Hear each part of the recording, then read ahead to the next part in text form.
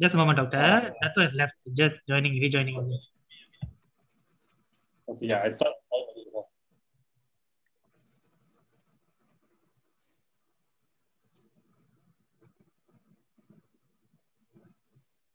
Okay, again, a reminder to everyone, could you just please add the name of the organization either before or after your name? Thank you. T.S. Sabah Marasai, could you add the organization name to your name, please? Thank you very much. And Brian as well, Brian Fernandez. You can click on the 3 dots next to your name, top right corner, and you can rename yourself.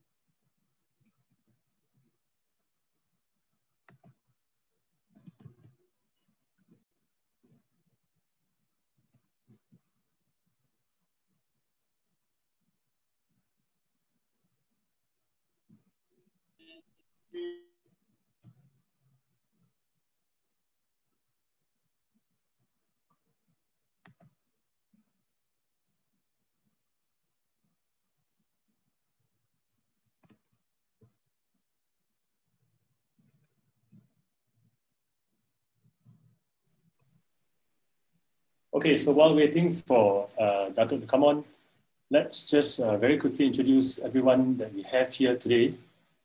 The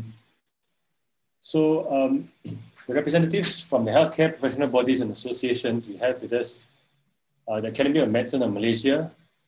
I saw Prof. Rosmawati earlier, Malaysian Health Coalition, that will be Dr. Kaur, which is with us as well.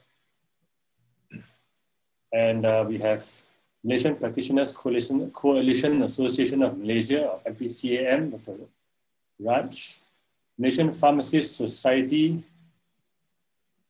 We also have Malaysian Society of Radiographers, Islamic Medical Association of Malaysia, Imam, Malaysian Association of Medical Assistants, Malaysian Male Nurses Association, SCODUS, or Malaysian Dental Association, Malaysian Society of Medical Laboratory Technologists, and Malaysian Medics International.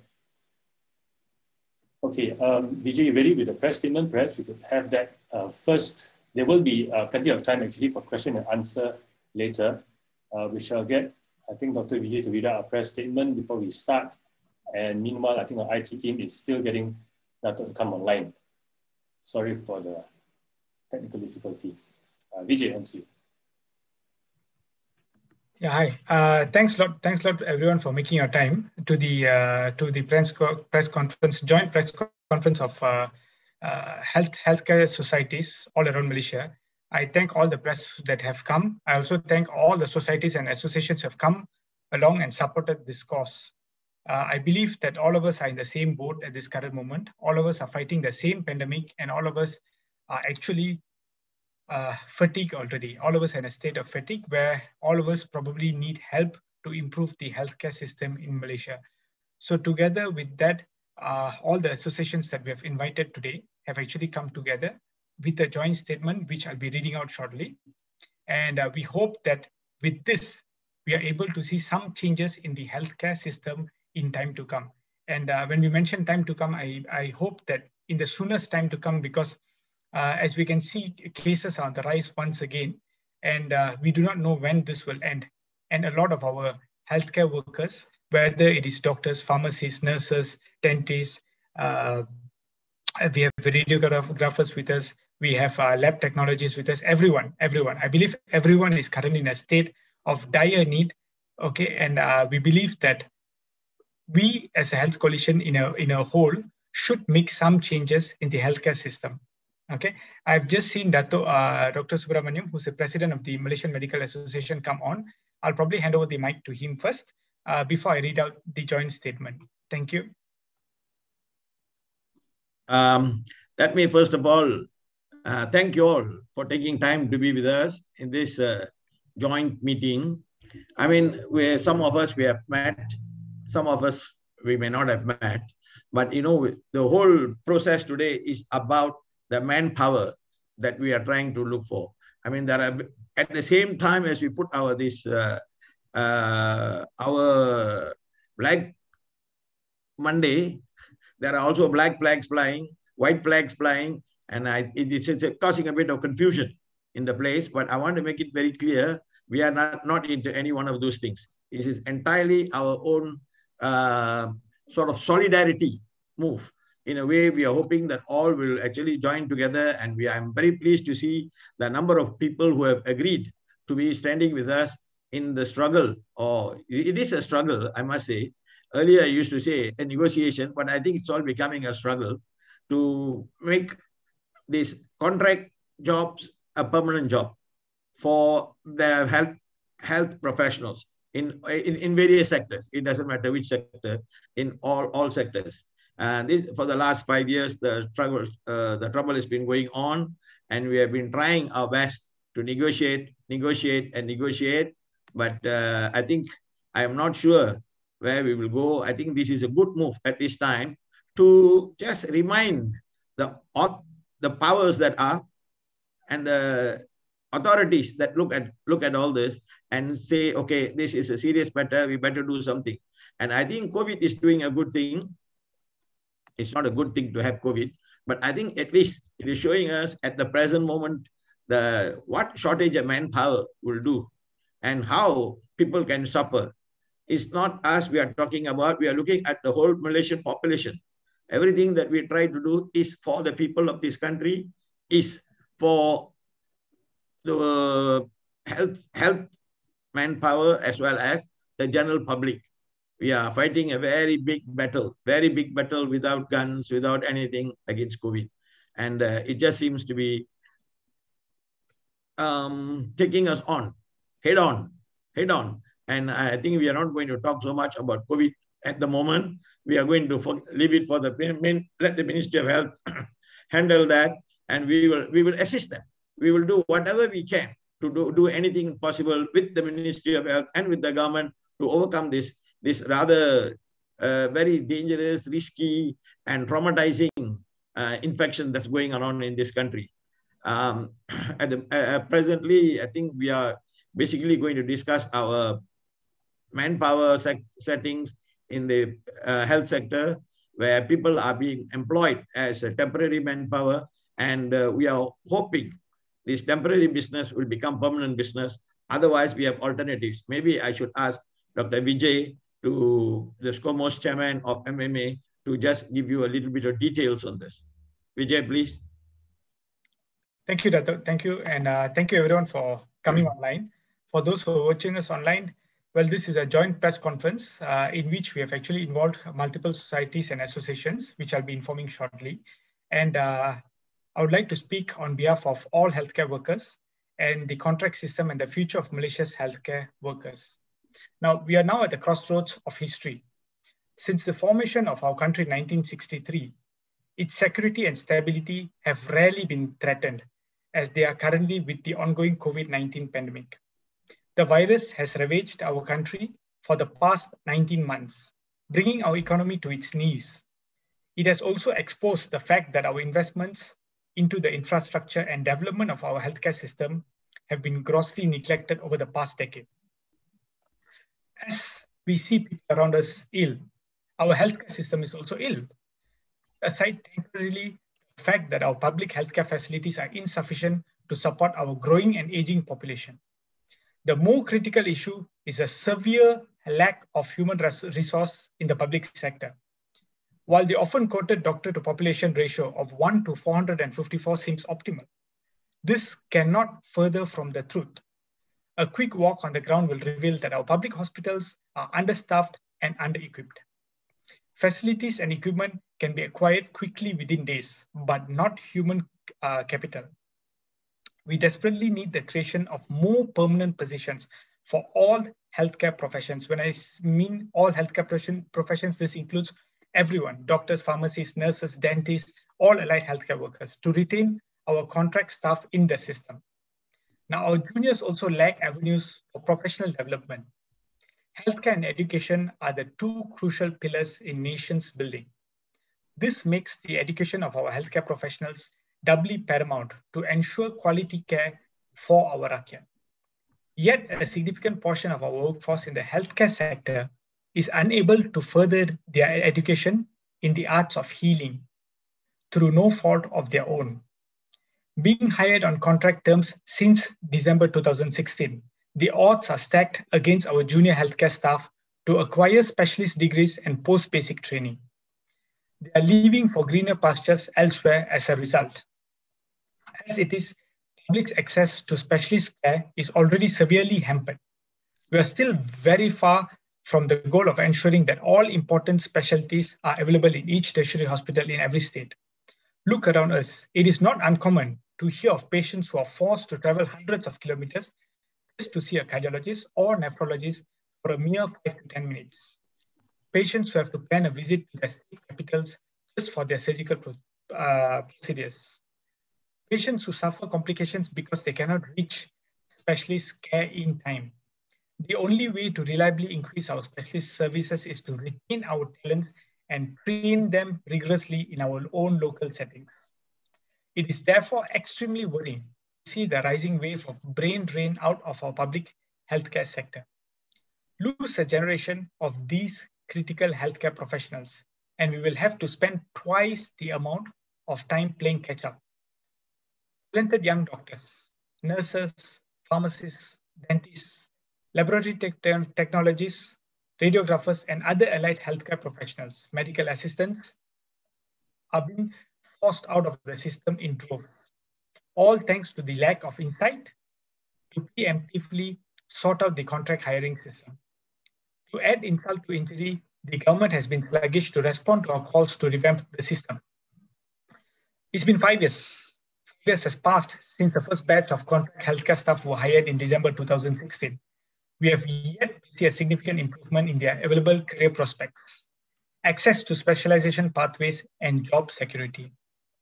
How long must we wait for a remedial action to be implemented before our healthcare system collapses and drowns from the dual tsunamis of brain drain and none other than COVID-19? We have gathered today on the 12th of July 2021 to observe Black Monday. This is the culmination of our 12-day-long Code Black campaign to stand in solidarity with our contract doctors, pharmacists, dentists, nurses, medical assistants, all allied healthcare workers. Our demands for the government are simple. Number one, to provide clear postgraduate pathways to specialization for contract healthcare workers. Number two, to publish a detailed and transparent ranking system for appointment to permanent positions. Number three, to provide equal and fair treatment for contract and permanent staffs, whereby benefits and salary should be the same for similar jobs done. And number four, to assure job security for all contract healthcare workers. We urge the authorities to work with us to quickly defuse this ticking time bomb. Tunku Abdul Rahman once said, we must each always think first of Malaysia, of the national need, and least of ourselves. Our healthcare workers have done just that, despite their lack of job security hanging over them like the sword of Damocles.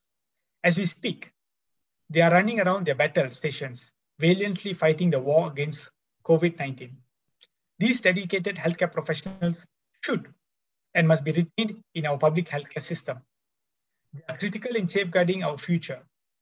We appeal to our politicians to likewise think first of Malaysia, set aside all politicking, work across the aisle, and resolve this matter as soon as possible. The Malaysian Medical Association has to date met with the Minister of Finance and the Minister of Health. We are still awaiting affirmative action from these engagements. This issue must be tabled soon at the next cabinet and parliamentary sittings for urgent review and rectification. We hope that this long wait of all contract healthcare workers for improved hiring terms and access to professional development will soon come to an end. Selection for permanent posts should also be done at regular intervals and in a transparent manner, with the ranking criteria made known to everyone in advance. Our call today to action is joined by the Academy of Medicine Malaysia, Malaysian Health Coalition, Malaysian Dental Association and SCODOS, Medical Practitioners Coalition Association of Malaysia, Malaysian Pharmacists Society, Malaysian Male Nurses Association, Malaysian Medical Assistants Association, the Islamic Medical Association of Malaysia, Malaysian Medics International, Malaysian Society of Radiographers, and the Malaysian Society of Medical Laboratory Technologists. We need our critical healthcare workers. Heed our call and save our public healthcare system. Thank you.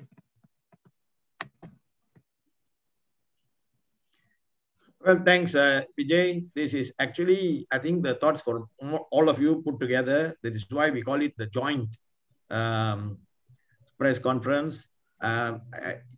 We have, some of us have had this discussion before, and we have actually been still appealing and begging and asking the government to please reconsider and consider. If they never consider, at least start considering now. 5 years is a long time. Our concern is those who were employed 5 years ago, the contract will come to an end on a short, especially on the medical side, on a 5-year contract.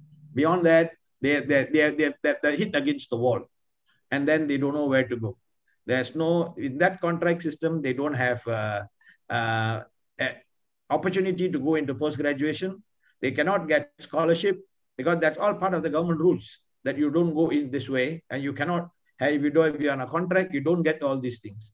The salary, I think Vijay has said, and we want an equation where your contract and permanent should be meeting at the same point. I think that is, for being, you employing these people on a contract is not the person's fault.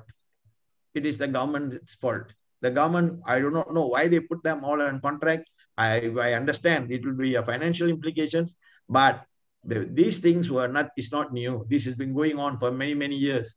We have been having similar discussions with the government for a long time.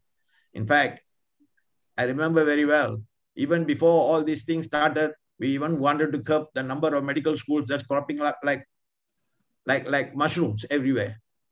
Actually, we still do not know why we have so many medical schools. You know, and when these things crop up, they didn't have an anticipation. What will happen in 5-6 years' time when people pass out? And we are not the only country producing graduates. We have got others in around Malaysia and out around the world who graduate and come. People go out or within the country, they study and for only one purpose, to serve this nation, to come back and produce give whatever they can for the well-being of the people of this country. And therefore, I do hope that the ministry and the government, whatever it is, whoever the government at that time, because we are not quite sure, but whoever it is, I think the thing is the requirements are the same. Therefore, it will be the onus upon those who are in power to make sure this is it. Not long ago, I think about last week, one of our past health ministers came out with the statement that health is being poorly funded in this country. They fund in many other things, but health is being poorly funded. To say that you cannot have money to employ people, and you see that means the funding is not quite correct. And I think he did put in a calculation, and he said you need at least another 4 million to be put in. We don't have enough hospitals. We don't have training centers for young doctors. So we don't have places where these new graduates can come and be trained. This only not only applies to medical, it applies to the pharmacists, it applies to all other people who work as a team. Medicine is not practiced in solo. It's practiced as a big team. We need HAs, we need the nurses, we need the pharmacists, we need the consultants, we need the young medical doctors, we need housemen, we need them in that system. And therefore, we must actually, if you want to open many medical schools, they should have planned it. If they didn't plan it, well, I do not know. I think today is what we are facing is what is their outcome of their doing, the government's doing. When I say there, I mean the government's doing. The government should have listened to it. MMA, many years ago, when the mushrooms were growing, we raised many issues about this possibility, this possibility of overcrowding and overproduction and being unable to meet the physicians to put them in. So I think maybe I will stop and see if anybody wants to say anything else, please. Thank you. Okay, thank you very much, Dr. Subra. That was the president of Malaysian Medical Association. Now, to give me a minute, I will now attempt to share a video. Okay, after which we will have a minute of silence to respect healthcare workers who have fallen in the battlefield against COVID-19. Then there will be an online petition that we will launch, and then we'll open for question and answer. You may post your questions actually under the question and answer section, just at the bottom row in your Zoom screen. Yeah, so here goes the video.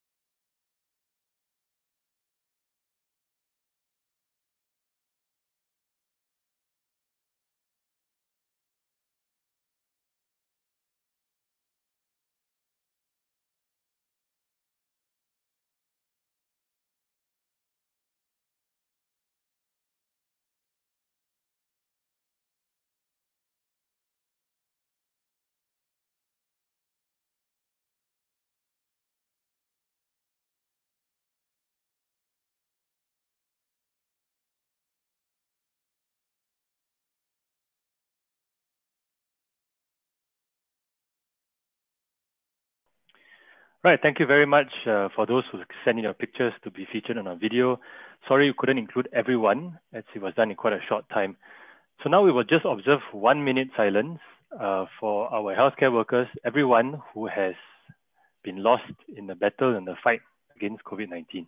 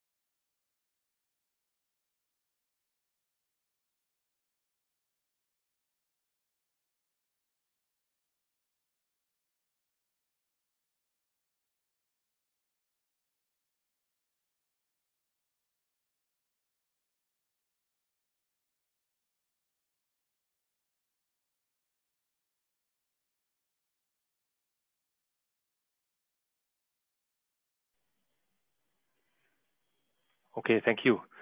Now I shall hand the time on to Dr. Leonard, who will launch our online petition. Leonard, on to you. Thank you, Dr. Timothy. Good afternoon, everyone. Thank you for your presence at today's conference. Just a short introduction. My name is Leonard. I'm the SCOMO State Chairperson for Sarawak. I'm also a contract MO and have been working with the rest of the SCOMO's National Working Committee since the start of my term a year ago.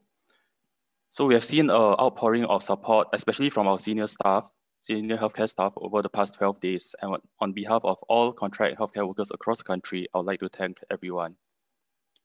Now, this Code Black campaign started on the 1st of July and culminates in Black Monday today. But this is not the end of our efforts to improve the healthcare system. To that end, we have started a petition titled Heal the Contract System for Our Malaysian Healthcare Workers on change.org. I've been given the honor of launching it, so I'll do that now.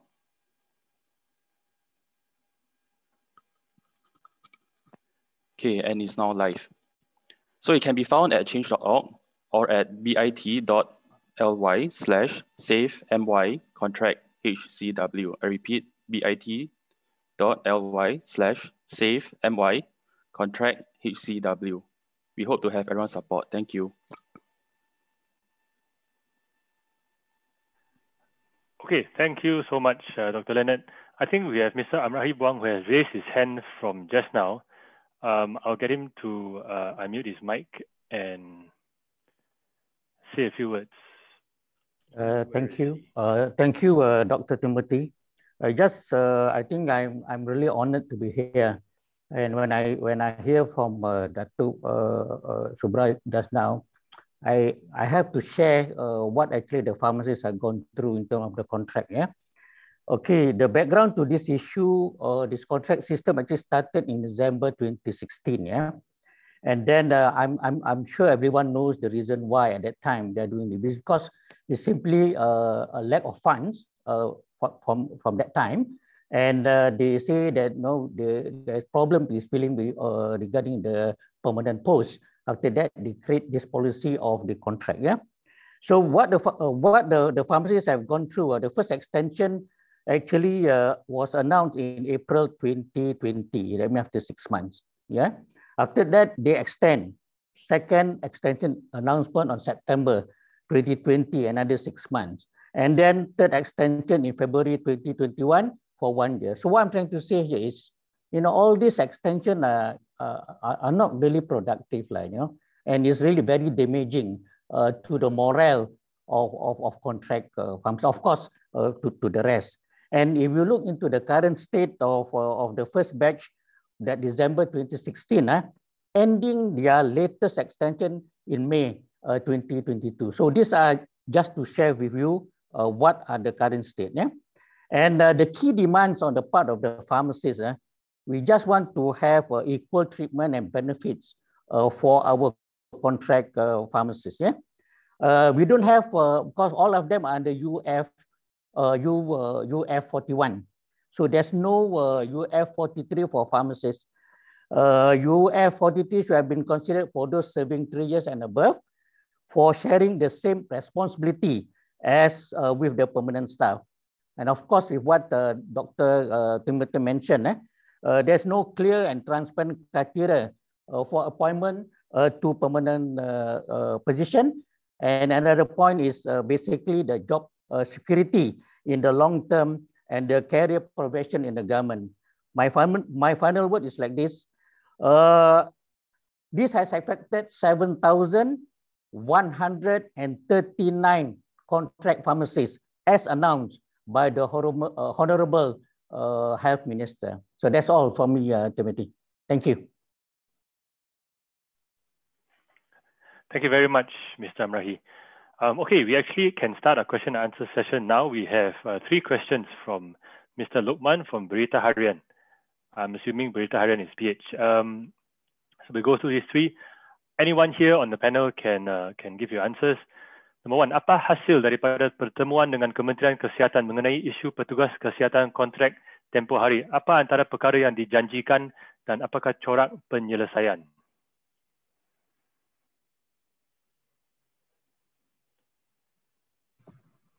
Vijay, you can take that? Yeah. Yeah, thank you. I think, okay, the question asks what is the result of the meeting with the Ministry of Health, and if there is a resolution to this issue. Allow me to answer in English, if you all don't mind.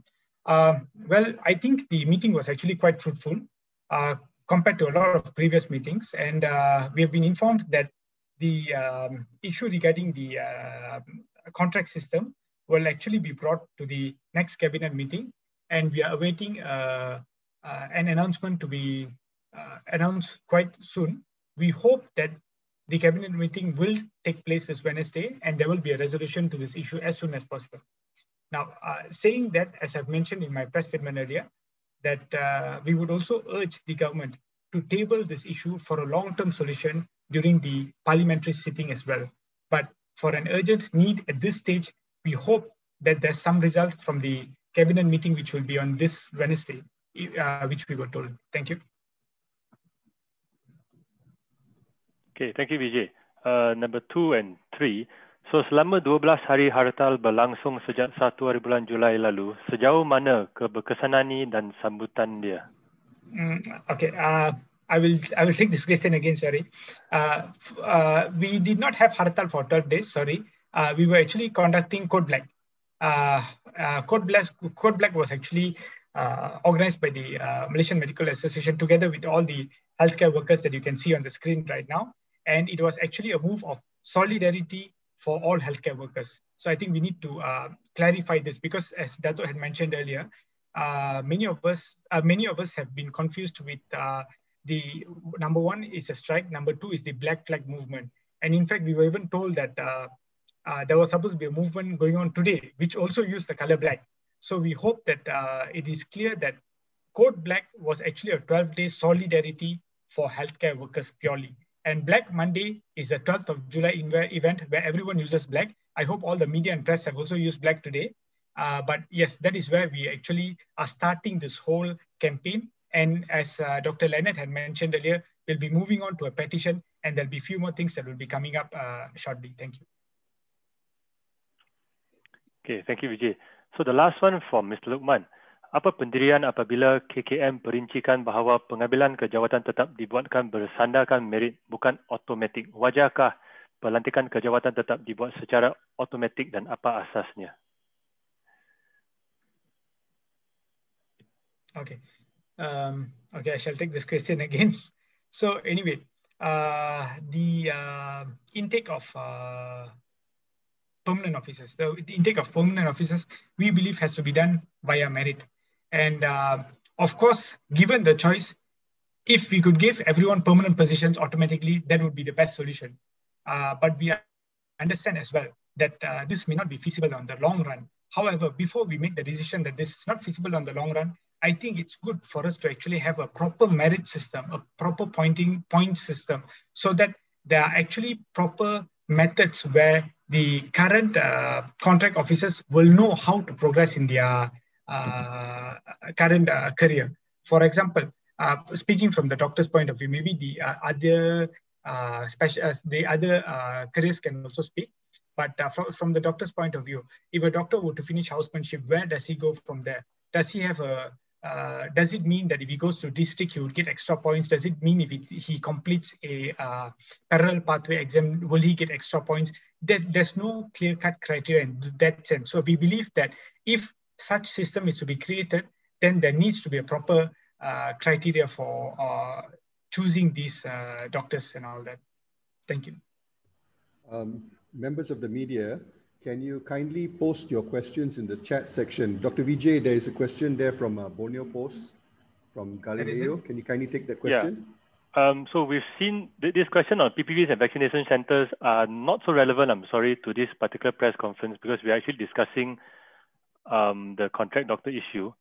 So perhaps we could maybe email that to us, because it's a medical issue, but we are actually discussing contract doctors, not so much the vaccination centers. Yeah. Sorry about that. Yeah, I think it's best that we keep to human resource and the current topic of future of healthcare in terms of healthcare workers contract system in the country. Thank you. Yeah, just to add a little bit to Dr. Vijay's answer on the contract and the this permanent system, I think the system, the contract system per se itself is not a bad system. We have many countries that have a contract system and that where doctors apply for jobs yearly. But I think it's the implementation rather of this contract system, the current implementation that needs a revamp, that needs looking into, and that needs a lot of criteria to be set out clearly, because currently a lot of contract doctors, I mean, all of them have no ways to become a specialist, and it's very different benefits as well compared to permanent doctors. Okay, I think Mr. Cedric raised his hand just now. Cedric Chua, are you still with us? Mr. Cedric? Yep, I'm here. Yeah. Hi, Dr. Timothy, Dr. Vijay. So in fact, I wanted to just elaborate on point number 2, to which it was asked that, how was the response, for the 12-day campaign period. So on the pharmacist side, we have, of course, jumped on this campaign, of course, thanks to MMA for leading the way. For us, we have launched a petition as well, which has garnered close to 5K responses as of today, after a week. So of course, we have also used the opportunity over the weekend, to which we have briefed our biggest national pharmacist convention to date, to 1,500 delegates on the importance of this issue. So, at this stage, the petition and what we're doing is a lot about spreading awareness to our fellow healthcare, fellow pharmacists, and of course, healthcare professionals, and of course, the public as well. So that is some of the efforts that were undertaken on the pharmacist side. I'd just like to stress on the point raised by Encik Rahi on the fact that, for pharmacists, the pharmacists, who have served for more than 4.5 years, they are still maintained on UF 41. So this is a very specific issue to the pharmacists, of course. And this just means that, they are drawing much lesser pay compared to their permanent counterparts and still carrying the same responsibility.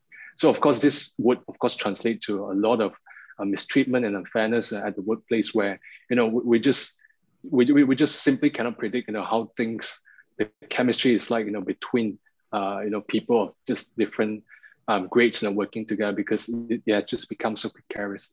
Yeah, that's all. That's what I wanted to add. All right, thank you, Cedric. Okay, from Malaysian Insight, Ray has asked, did you achieve what we set out to do with the Code Black campaign? And other than the online petition, what are our next steps? Okay, thank you. I'll take this once again.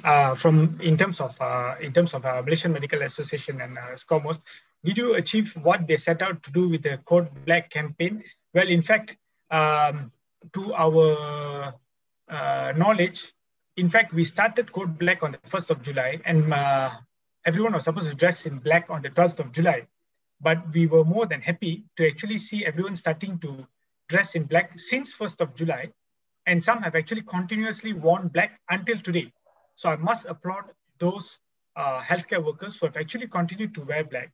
And as you can see in the video earlier, not only the initial arrangement was, what was informed to us was only doctors were actually going to be wearing black and all that. But as you can see, we even had all other healthcare workers to be carrying out the placards and also posting on Facebook and various other social media, for example, Instagram and TikTok, regarding this Code Black. So if you ask me, did we achieve? I think, yes, we did. And in fact, we also got the public to support us. At the end of the day, I think what's most important for us is public. And that is what we work for. We work for the public. We are all serving the public and the Rakyat of Malaysia. So when we see the Rakyat of Malaysia applauding us, supporting our Code Black campaign, I think this has been a big booster for us over the long run in the past 12 days. Thank you. Oh, sorry. The other question was, other than the online petition, what are your next steps? Well, of course, the online petition would have to be presented. Yes, we will present the online petition, in which we will inform and update to you all in our plans in the future for sure. Thank you. Okay, now from berita-berita, Mr. Lukman again. Is there any ballpark figure? How many contract or permanent, or how many staff altogether is involved in this Code Black movement?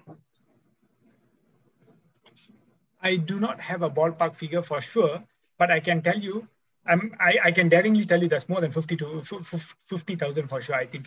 Because I'm just looking at Facebook this morning, and also multiple other hospitals and photos that have been circulated to me directly, on WhatsApp and also on Facebook and email. We have got groups, of course, maintaining the social distancing with their masks on, groups of at least about 20, 30 in certain hospitals, at least taking their photos. And I've got more than 100 over photos with me. So I must say that the numbers that we got is very, very overwhelming, very welcoming, and we thank the support from all the doctors. And in fact, as I mentioned once again, the public. So, Dr. Vijay, sorry, this is Jerry from Malay Mail. Just want to clarify, you said you're confident the number is over 50,000, 50,000. 15,000, 15 lah. Okay. Yes. Thanks, sir. Okay, I think Prof. Rosmawati, who is the master of the Academy of Medicine Malaysia, raised a hand right before Alifa's question. So we just let us say a few words. Yeah, thank you very much. And I think I would like to really emphasize that AMM strongly supports this Code Black movement.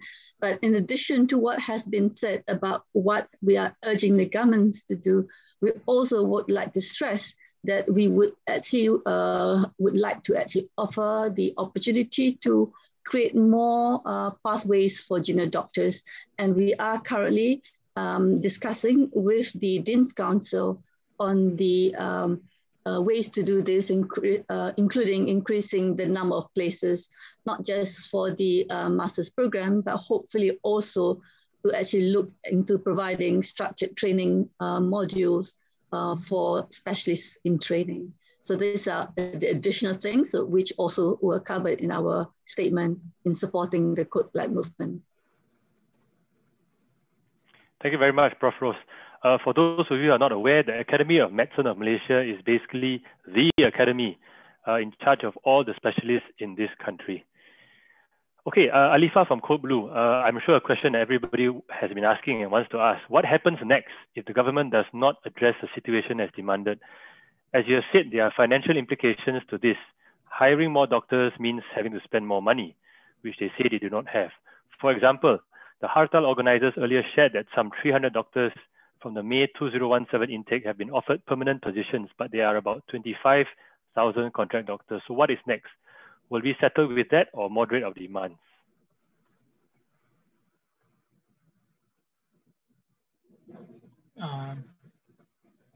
Anyone wants to take the basin? Otherwise, I'll continue. Yeah, I think you have to continue. Okay. Well, correct. It will cost much more money. I agree. But as I mentioned in the press statement, when we lose a generation of these critical healthcare professionals, and we will have to spend twice the amount of time playing catch up. Now, when I mentioned twice the amount of time playing catch up in our statement, it does not mean only concerning time, but it also costs money as well. Are we going to then spend more? Are we going to outsource more at that point of time? And just to remind you all, here we have people who are already striving for the nation, those who are already working towards helping the nation in COVID. And we have these people waiting for positions only. So are we going to wait and then probably hire those from overseas, as it has been seen before, a lot of foreign graduates and foreign doctors coming to Malaysia to work? Or are we going to choose our own homegrown ones? The answer would be, from my side, would surely be to choose the homegrown ones. And we do not want our own people to leave the country to other countries. But in fact, we do have really talented doctors in Malaysia itself. So why settle for second best? The best is, they are around us. We need to choose the best that are around us itself. Yeah. So that was one. What happens? Hi, sorry, Alifa here from Code Blue. I saw Dr. Subra trying to answer the question. Maybe he can add a little bit more, Dr. Vijay, if can. Sure. Dr. Subra, carry on. You need to unmute yourself. Dato, you need to, I've asked you to unmute yourself. You need to. Yep. Yeah. Okay. Yeah. Basically, what I wanted to say was, I think what Vijay has already said, because what we want to do is we want to develop. I'm from the academic side, and if I go to my university to teach, these are the future we are teaching. This is the future. In the future, we are trying to help. Now, if I go there now, about 20 to 30% of the people are not from this country, the teachers. They come from other countries. While we still have people hanging around not being able to find a proper job because we are not being employed. There are various sections in the in the faculty, lesson matter, pharmacy, medicine, in different sections, other paramedical stuff. So there are issues, there are places here where they can pick up and we can use our own. And as Vijay said, we don't have to bring in import people. We don't have to bring in people to import. We bring in only for other reasons. But you don't have to. We can develop your own. We can train them outside. Our own people, we can train them. And I think the government has this parallel pathway training, which I think is applaudable because we are unable to cope with the number of applicants for our local training, postgraduate training. We have allowed, the government has actually done a good thing by opening up parallel pathway where they help you to go and study outside and come back and work here. Come back and work here. And we are not losing the manpower. We want that manpower. We want that credibility that we are our own. We can do it ourselves. Thank you. Okay, thank you, Dr. Subra. I think Annabelle from Malaysiakini has raised her hand. Annabelle, would you like to go ahead and? Sure. Hi, thanks for having us. I would like to ask about that 1-year concession, right, that we read about, I think, last week. Is this, as Mr. Amrahi mentioned earlier, we see so many extensions year after year, and it seems like this issue is still not addressed properly. So, this 1-year extension that we see, is that going to help to maybe solve anything, or is that just do you see this as just the government trying to buy time? What do you think? Yeah, and not just for doctors, yeah, for everybody else as well. Thank you. Well, I've seen most of them shaking their head, signaling no. So I'll go with the common answer, which is no. No, I don't think the 1-year extension is actually a solution to this problem. Now, I've mentioned this in a previous interview, and I'm going to repeat it once again. If you're going to be treating an illness, we are not going to be just treating it empirically, but we will need to look for the underlying cause and treat it properly. So similarly, the healthcare system, as I've mentioned, is currently ill. We need to treat the healthcare system. So in order to treat the healthcare system, we need a proper long-term solution. And hence, I would not really welcome the 1-year extension as a solution to this problem. I'll allow the other healthcare sectors to say a few things as well. I think Mr. Amrahi and Cedric wants to speak. Yeah. Okay, I was actually, trying to digest actually how are we going to solve all this if we do not know the root cause.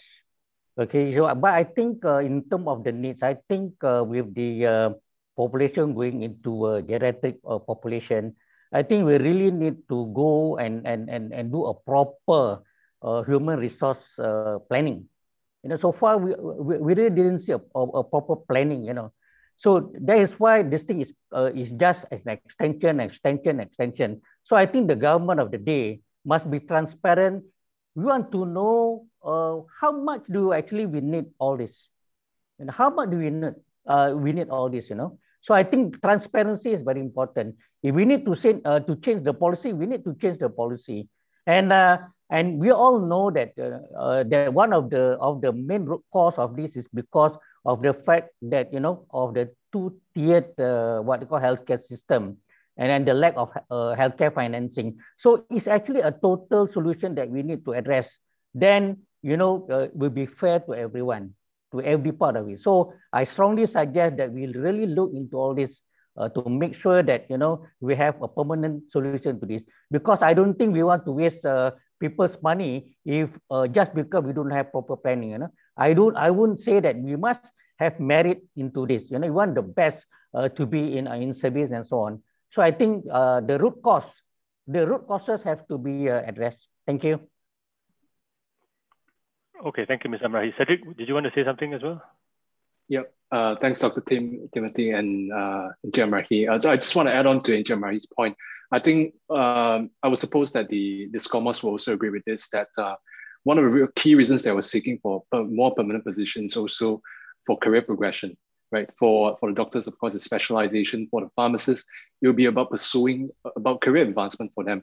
And of course, the government has certain criteria for pharmacists to qualify, for career advancement within the government. And then right now, contract staff, they do not qualify for it, right? They do not qualify for it. So that's why we say that we need to increase the permanent position so that then we can have more people to pursue their aspirations within the government, be it the doctors or the pharmacists. That's all I want to say. Thank you, Cedric. Okay, Ms. Lokman from Berita Harian has asked, what is the time frame for this online petition? Leonard, do you want to take that? Thanks, Timothy. Short answer, there's no specific time frame because we're still awaiting the results of the cabinet meeting. So we have been told last week, I was part of the delegation that met with YBMK as well as Tan Sri DG.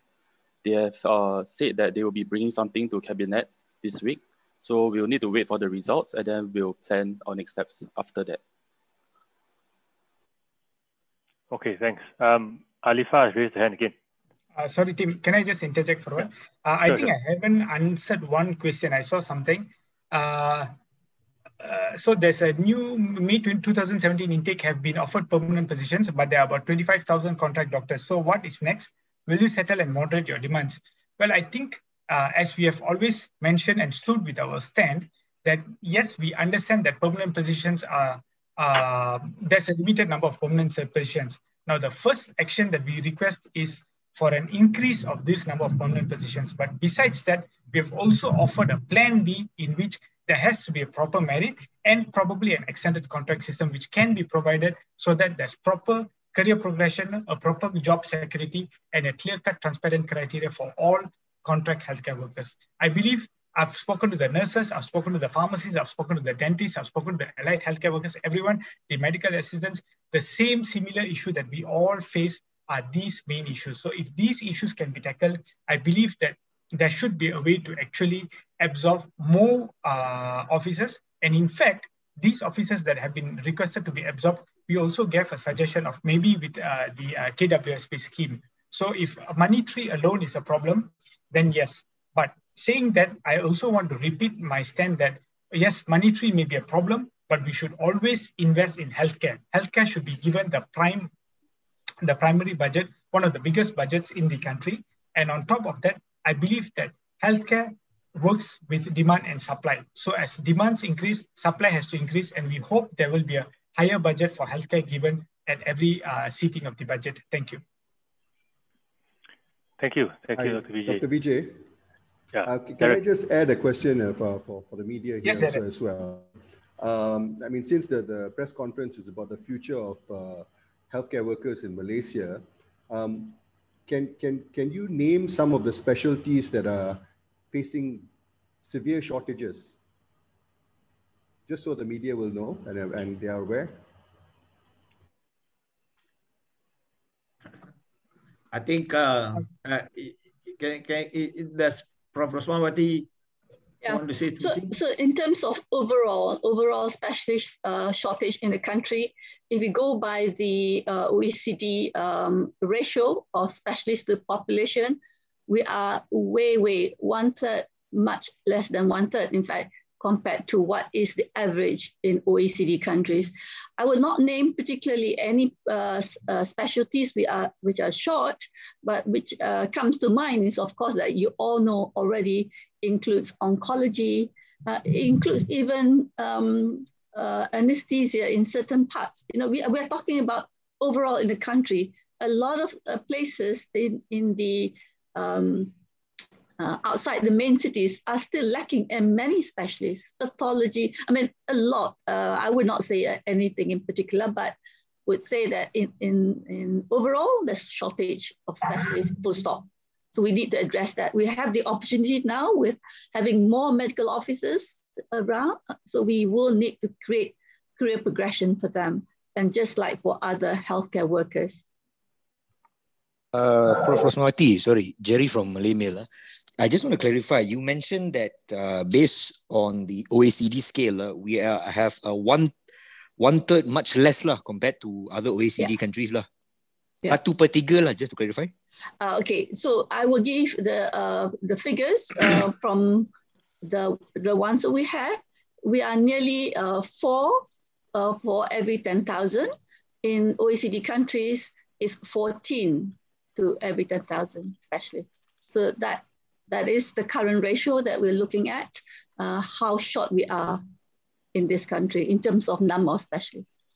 So four for 10,000 in Malaysia and 14 for 10,000 in other countries. In Malaysia, population to specialist ratio is 10,000 is to nearly 4, is 3.9 exact. And in the OECD countries, is 10,000 to 14.33 specialists. Okay. Okay, thanks, ma'am. Thank you all. Okay, I just want to address a few questions, well, maybe a summary of some of the questions on Facebook Live as well as some that may have mentioned here. I think we all agree that the current system needs to change, and the biggest question now is what next?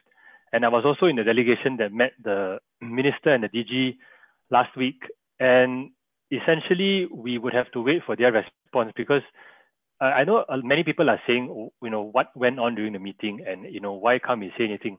The thing is that there are no secrets that we're trying to hide. The minister and DG both agreed that we need to allow contract doctors to specialize and that we need a better pathway. They both agreed to this. However, the reason why the minister cannot announce anything is because we have to wait for the cabinet meeting. And the cabinet meeting is something that is not under any of our control, of course. And thus, the time frame for the online petition, or the time frame or the plan as to what's next, really depends on the outcome of this cabinet meeting. And that is why we are not going to go ahead and say, government has promised 10-year contracts, because we can't. Only the cabinet meeting can decide that. And that is probably the reason why many are frustrated, including ourselves, myself, everyone. Everyone is frustrated. But we hope that they will bear with us, and after the outcome and announcement of this cabinet meeting, we then will decide how and how to take it a step further than that. Yeah. Are there any more questions? It is 5:01 actually. Alifa, did you raise your hand again, or is it? Yeah, I did. I raised my hand. Just okay. On the time frame question, everyone. So I do understand the situation that you're in, but however, again, going back to Hatal has that July 26 deadline that they've said that if they don't get what they've demanded, then they'll go on strike. So MMA being Shomo's MMA being not unsupportive of the strike, do you have anything planned to make sure that that doesn't happen? And at least by July 26. And for the government, maybe you have a wider time frame in terms of like maybe this year, you have to settle it by this year kind of scenario. Thanks. Alicia, if I may say, you can't say we are objecting or we are not condoning. MMA is not condoning, especially now when we are having a major issue of trying to overcome this COVID infection. This is not the right time. And I think I cannot also blame the contract officers who have been waiting for so long. They have been knocking on the door for a long time, but it's not opening. So they have also been trying very hard. But I think Hartal is not something that MMA wants to condone. Now, so we will not condone that. You can't say we're not supporting. We will sympathize with them. There's no doubt. Otherwise, we won't be sitting here talking about it. The sympathy will be there, but we will not be part and parcel of it. Neither will be promoted. I think this is for them. I think this is they will find a solution to this thing. But we will try our best not to actually have anything that is detrimental to the national issues. If I may add, I think in terms of MMA and SCOMOS, we will continue to push and engage this issue at every level. We will have follow-up events on this matter, and we plan to solve this via constant engagement and also with the decision makers via official channels. However, from our last engagement with the ministry and with the Minister of Health, we are hopeful that it will be resolved at the next cabinet meeting.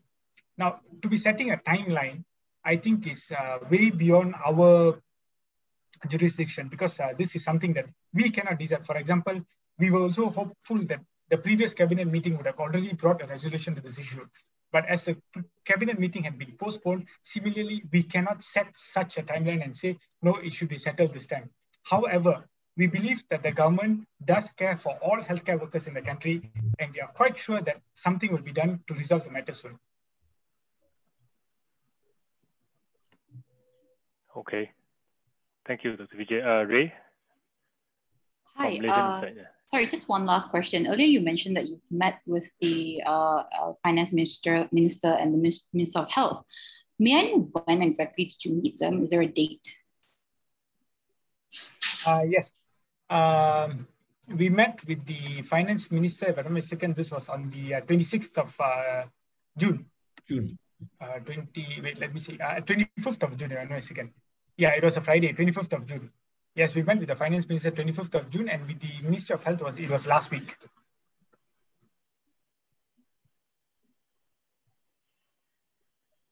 Okay. Do we have any more other questions? Maybe before we end, any of the other associations or societies want to say anything on behalf of their, or maybe Dr. Yusri from Imam? Crazy. Okay. Yeah, thank you, Dr. Vijay. Bismillahirrahmanirrahim. Assalamualaikum warahmatullahi. I am Dr. Yusri from Islamic Medical Association of Malaysia. Again, reiterate the support for all the efforts that has been done by MMA, SCOMOS, and all of the societies with regard to support for the contract healthcare workers. This is we take this issue very seriously, and we are also engaging with the doctors, with the young doctors who are affected, to advise them and to help them in whatever way we can, especially in pushing the government to oblige to the demand that have been set and been proposed by all the societies, because these are the futures of our future healthcare workers. And we need to understand that they are already in a very, very deep stress and challenges because of they are at the front lines, really frontliners of all the frontliners working against COVID-19. So for us to add more pressure because of this situation has not been settled, it is going to be a huge burden to all of them, and it may soon involve with the livelihood too. So for us in Imam, again, we support all the initiatives to have our fellow younger colleagues in healthcare. That's all from me. Thank you very much. Thank you, Dr. Yusri. How about the representative from the Malaysian Male Nurses or Dr. Lee from SCODOS? Anyone else? Hello, good afternoon all. I'm Dr. Lee. I represent SCODOS under MDA. So basically, for the dental side, we also have the problem with the contract workers because our youngest, all dentists, after they finish their maximum 3 years, they will need to quit from the government service and go to private. We are here to support together with the SCOMOS, and then we hope that the medical officer contract issue will be able to settle, and at the same time, our dental officer contract issue will be settled together. Thank you. Thank you. Mr. Kuzairo, is it? Did I get your name correct? Okay. Thank you for giving this chance. I'm from Malaysian Male Nurse. Also, I hope this contract thing is ended because we have our young nurses really think about their future. So there is no direction for them if they are in contract. Then thank you for inviting us, MMA SCOMOS. We will continue to support you. Right. Okay, thank you. From MPCAM, Dr. Raj, are you around? Yeah, I'd like to thank SCOMOS and all the other associations for organizing this very important thing for the contract doctors.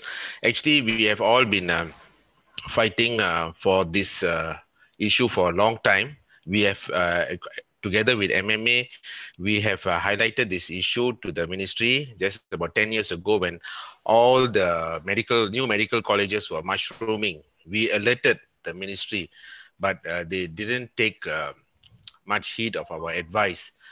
I hope one day Malaysia does not. We have other countries in the region exporting maids. I hope one day we don't come to a situation where we have to export doctors. Malaysia become the first exporter of doctors. And the other thing is like what the dental association said. After 3 years, the doctors, dentists are flooding the market.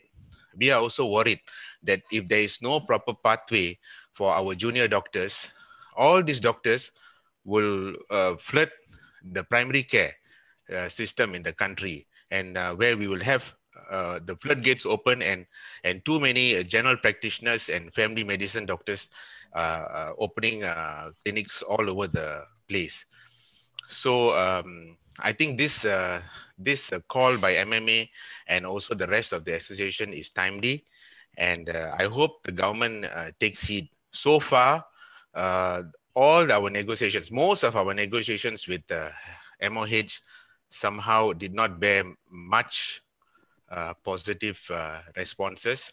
So, but since Vijay and Skomos seem to have very high hopes on the Wednesday cabinet meeting, I would like not to pour any cold water on them and dash their hopes.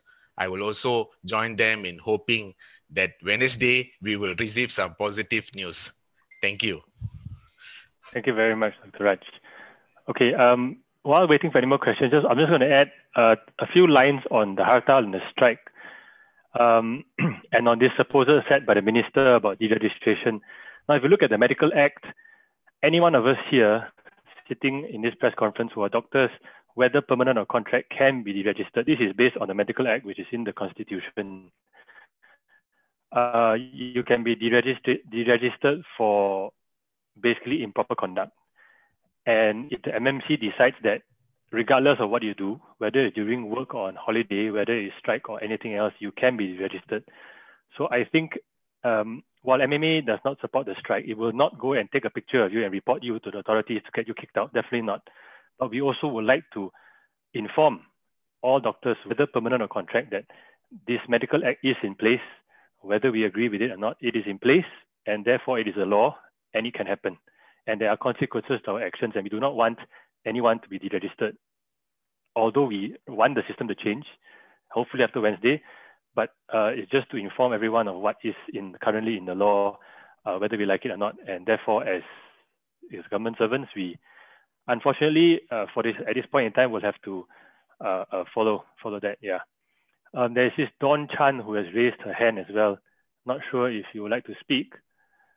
And actually, if there's no other questions, you can probably wrap it up. It is 5:12. We've been here for about an hour and 10 minutes. Timothy. Yes, Dato. Timothy, I know we need to wrap it up. I think we have been doing the same thing, but I think I just like to, after the last meeting with the minister, the health minister, the DG, I think I feel a little bit optimistic that there will be something out of it, something. I'm not saying everything, but something. Something is good as not having anything at all. That's one of the things. And I just want to also express the fact that MMA is not anti-administration, anti-government. We have got nothing to do. We want to be part and parcel of the healthcare system in this country. That is why we have this organization. That is why what we are trying to do. We want everybody to be part and parcel of this health system. And in this system, we want to work with the government hand in hand, but we also hope the government will hold our hand and bring us along and not just leave us along. And I said, I mean, if you want to discuss anything about health, where do you go and discuss? I think you must talk to the people who are in charge of health, who know what is happening around on the ground. So we have also requested that in all other future major decisions that they make, they should consult the people concerned, the health, not certainly doctor, all the health professionals. So they know what to do, where to do, how much to do, so that it is distributed everywhere. You know, we are. I read the writing by ex-health minister, and he said, we don't even have money to build hospitals. And then if we don't have hospitals, of course, we cannot put in staff there. And as a result, we cannot train young doctors. So there will always be a problem. And all these are, this infrastructure, this has been our major problem, I think, not only in health, but if you go to supermarket, so you can't find a car park. So that we don't take care of anything that needs to be working hand in hand, unlike other places. So I just want to make sure that there's nothing to do. We are not against the government. We are not doing anything that it'll be obstructing the government. We have nothing to do with it. It's unfortunate that we chose black color, and there are people who chose the same black color, and now there's a confusion over which color we are dealing with. But be very sure, MMA is just code black, and that's about it. There's no flag with us. Therefore, we will not get involved in anything against the administration or the government. We want the administration or the government to call us, discuss with us, and then decide what is right. Because we work in the ground. We are here. Okay, thank you, Dato'. Sorry, Don Chan's question, I just answered it quickly. Did MMA in the meeting with the health minister propose a certain number of contract staff that should be offered permanent positions? No, we did not propose a number of contract staff for permanent positions. Rather, we stated that we need clear criteria for contract staff to become permanent positions. So rather than state a fixed number, we said that there needs to be a system to decide who becomes permanent. There also needs to be a system for all the contract staff to be able to go into postgraduate pathway. So that was our main demands, and also our request today. Dr. Gana Bhaskaran has raised his hand, I think. I think we'll just take that last one. If no one else raises their hands, then I think we can wrap it up. Dr. Gana Bhaskaran. Yeah, thank you. First of all, thanks to all the press who have been supporting us very strongly for the past so many years. And basically what we want to tell is, while decisions are not being spoken about in the cabinet and all that, despite the fact that our discussion has been going on with government servants and all that, finally it is the politicians who make the decision. Now, like some people say, we have been like Rajkumar Maharaja has said, for many years we have been talking, and nothing is happening. I mean, that is true. Unfortunately, in the last 3 years, we have 3 governments have come in and go. So every time we finish discussion with one group of government politicians, they understand the whole thing. The next government comes in. Now we have gone and spoken to all the ministers. All I'm asking is, those of you who know some of the ministers, speak to them personally, because when the discussion comes at the cabinet level, our YBMK is probably you will present it very well, but the others must understand what we are talking about. This is not a small issue. This is not a new issue. And secondly, from what I heard here from the young doctors, like what SCOMO chairman has said, we all agree that we are not only the essential service, education, security, but it has now been proven with this COVID-19 pandemic that if we do not have a healthy health system, the rest of the system will collapse. If a healthy country produces healthy economy, produces healthy individuals. If the health system cracks, everything goes. This is what we must drive into the heads of the politicians. You look at them, most of them are sickly already. So you have to tell them not to be sickly. So the other reason I'm asking about when Timothy said, Timothy, all the years we have been always given some threatening notes from the time of 76 to 9, now is 2021. But every time we have done it well. MMA has cleared a lot of hurdles, houseman salary, MO allowance, all this we have done very well in the last 60 years. So I think we should follow the guideline. You all must not get caught. Unfortunately, government servants have to be careful. But as long as we are there, we are all seniors, we have been now working, we are retired, we will be there for you. We are working very hard to let public know about you, your problem, and I think we will succeed this time around. Thank you very much. Thank you, Dr. Gana. Okay, Adriana Tan has also raised her hand. She's, I think, the most junior among us. Let's hear from a doctor who has just graduated not too long ago. Yeah, hi Dr. all. Adriana. Hi all. Thank you, Timothy. Thank you all for being here. And I'm Adriana from Malaysian Medics International. So we are a group of junior doctors and also medical students from Malaysian medical students from all over the country.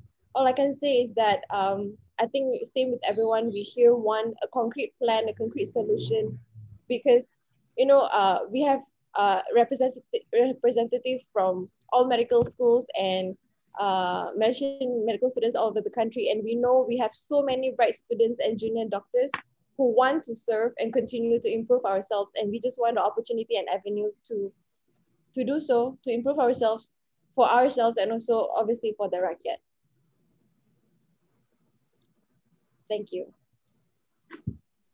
Okay, thank you very much.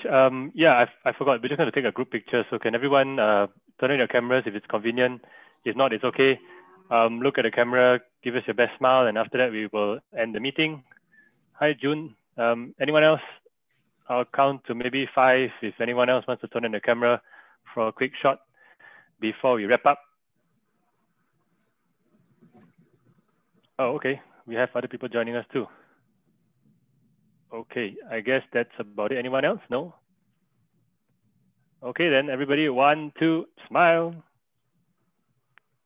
Okay, yeah, there we have it. Maybe one more.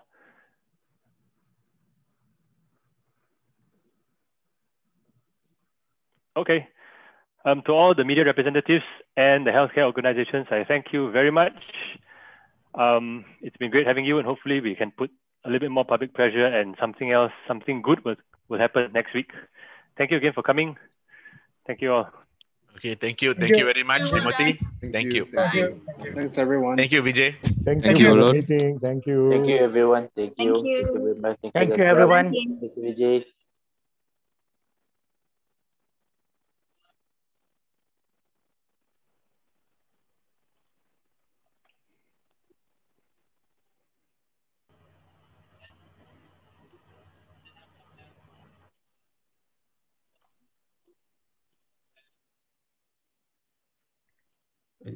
Are we staying on?